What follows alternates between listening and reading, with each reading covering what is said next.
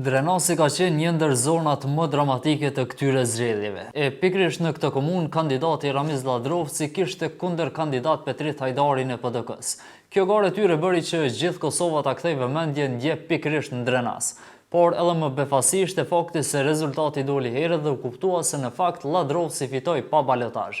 Pas numërimit të 100% të votave brenda Kosovës, Ladrovci me iniciativën e tij fitoi bindshëm pa balotazh me 52.31%, kundër kandidatit pretendent për kryetar të Drenasit nga PDK Petrit Hajdarit me 37.31%. Por befasia më e madhe për kundër kandidatin e Ladrovcit është fakti se ai sa i përket votave u mund edhe nga bartësja e listës për Drenasin kampion Laureta Thaqi.